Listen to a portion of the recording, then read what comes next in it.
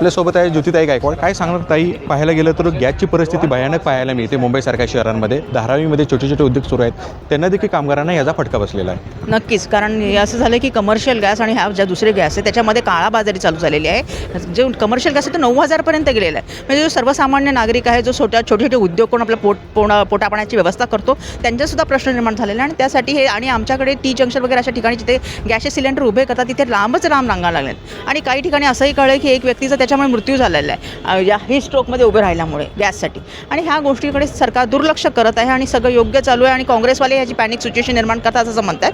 हे खूप चुकीचं आहे. त्यांनी त्याच्या घटनास्थळी जावं, सद्यस्थिती पाहावी आणि त्याच्यावर लवकरात लवकर कार्यवाही करावी. कारण आम्ही सुद्धा लोकांचे प्रतिनिधी आहोत, आम्हाला लोकांचे आम्ही प्रश्न इथे मांडतो आहोत. आणि त्यामुळे तुम्ही लोकांमध्ये जा, कारण आम्ही लोकांमध्ये जाणारे लोक आहोत. त्यामुळे आम्हाला तिथे जे सिच्युएशन ते आम्हाला माहिती आहे. तुम्ही सुद्धा लोकांमध्ये जा आणि त्याचे सगळ्यांचं सोल्युशन करा, एवढंच आमची अपेक्षा आहे. आणि नाही केल्यास आंदोलन करण्यास आम्ही तयार आहोत, कारण संविधानाने आम्हाला अधिकार दिलेला आहे तो, आणि तो आम्ही नक्कीच हे करू. धारावीमध्ये पण छोटे छोटे हॉस्टेल्स आहेत, त्या ठिकाणी देखील विद्यार्थी आता घरी म्हणजे ग्रामीण भागामध्ये जायला तयार झालेले आहेत. अशी परिस्थिती आता विद्यार्थ्यांवर आलेली आहे. काय सांगाल एकंदरीत? कारण विद्यार्थ्यांना खाण्याच्या व्यवस्था होत नाही आहे. ज्या चपाती मिळत होती त्या चपातीच्या ऐवजी त्यांना पाव किंवा भात ह्या वस्तूवर त्यांना पर्याय दिले जात आहेत.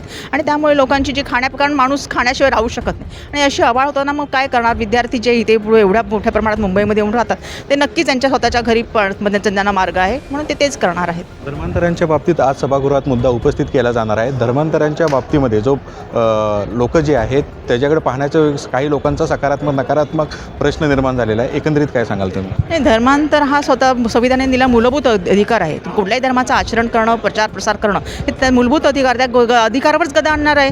तुम्ही जाऊन जिल्हा अधिकाऱ्याला सांगायचं आणि तुम्ही नोटीस द्यायच्यात, ह्या काय प्रश्न आहे? प्रत्येकाचा वैयक्तिक प्रश्न आहे. जो काय करायचा आहे तो वैयक्तिक प्रश्न आहे. मी ज्या धर्माचे आहे, बौद्ध धर्म, हा डॉक्टर बाबासाहेब आंबेडकरांनी त्यासाठी पूर्ण दीक्षाभूमीला त्याचा एवढा मोठा सोहळा झाला होता. आणि पूर्ण सगळा समाज हा 4 ते 6 लाख अनुयायीबरोबर त्यांनी धर्मांतर केलेलं आहे. आणि कशासाठी? तर प्रतिष्ठेसाठी केलं. तर काहींचा जर स्वतःचा जर निर्णय असेल स्वतःचा बदलण्याचा, तर नक्कीच त्याला ह्यांनी संविधानाने हे केलेलं आहे, पाठिंबा दिलेला आहे. आणि त्याचा तुम्ही अधिकार काढून घेताय.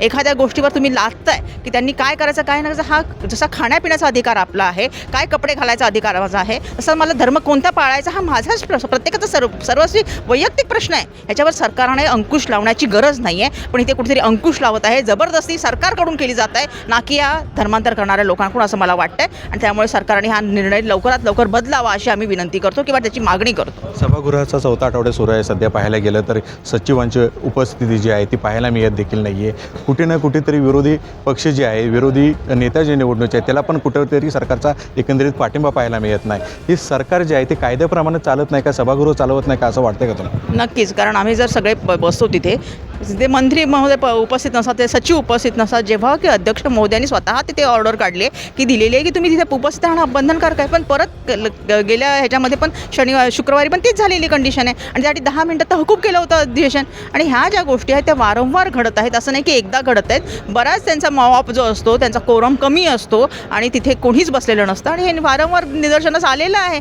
आणि त्यासाठी आम्ही नक्कीच बोलत आहे. आणि त्यांना विरोधी पक्ष नेता तर नकोच आहे, कारण विरोध करणारा व्यक्तीच नको आहे. त्यांना एक हाती सत्ताच पाहिजे. आणि त्यांच्या जो लोकशाहीचा जो मेन जो अंतरात्मा आहे त्याच्यात त्यांना खून करायचा आहे, लोकशाही गाडायची आहे त्याचा, म्हणून त्यांनी ह्या गोष्टी केल्या. स्वतः जेव्हा 3 आमदार असताना तिथे दिल्लीमध्ये स्वतः विरोधी पक्षाने भूषवलं तेव्हा तुम्ही तो नियम आठवला नाही. इकडेच हा नियम आठवतं का तुम्हाला? जेव्हा की आमची संख्या त्यापेक्षा नक्कीच जास्त आहे, तरीसुद्धा तो नियम तुम्ही पाळता आणि नको त्या गोष्टी तुम्ही सांगता. नक्कीच चूक आहे. धन्यवाद आहे आमच्याशी बातचीत केल्याबद्दल. कॅमेरामन संतोष कडलकसह मी प्रसन्नजित जाधव, LS मराठी, मुंबई.